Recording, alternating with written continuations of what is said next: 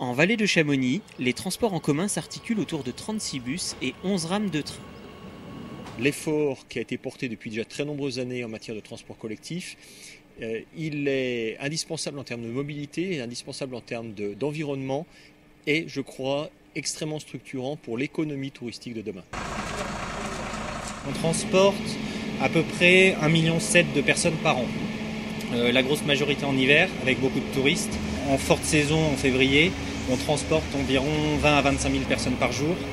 En intersaison, c'est entre 2000 et 2500. Il y a eu de gros efforts faits par la communauté de communes sur le réseau en intersaison, justement pour les habitants de la vallée. Et là, depuis maintenant 1 an et demi, 2 ans, on constate des augmentations de 15 à 20% par an sur ces périodes dites de basse saison. On sent que de plus en plus les habitants de la vallée prennent le bus, mais il y a encore pas mal de possibilités, beaucoup de clientèle à aller chercher.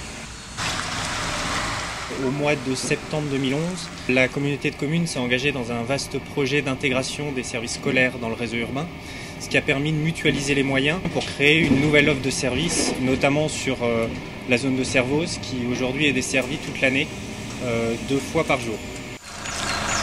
Lors du renouvellement du marché de transport, où là on a fait l'acquisition d'une dizaine de véhicules de ce type, qui sont des véhicules à la norme EEV, ce qu'on appelle, c'est la norme Euro 5 auquel est ajouté un filtre à particules. Et donc dans le cadre du renouvellement qui est prévu cette année, il y aura un véhicule qui sera 100% électrique. Ce sont des coûts assez importants, parce qu'il faut savoir que par rapport à un véhicule gasoil, le coût va doubler. Le bus et la complémentarité avec le train, depuis environ 1 an, un travail est fait pour produire un livret horaire commun. Et pour améliorer encore le service, la ligne ferroviaire subit actuellement une rénovation pour un coût de 75 millions d'euros. Les travaux ont débuté au tunnel des Montées.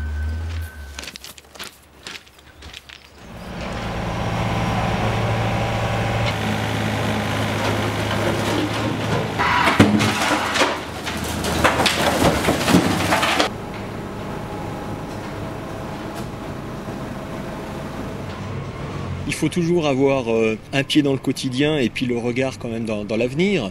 Si demain ou si dans 2 ans on a plus de trains, un réseau bus qui continue à s'améliorer, nous aurons à régler d'autres problématiques qui ne sont pas encore totalement résolues. Ce qu'on appelle le dernier kilomètre, c'est-à-dire en gros comment va-t-on du point d'arrêt des transports collectifs jusqu'à son domicile.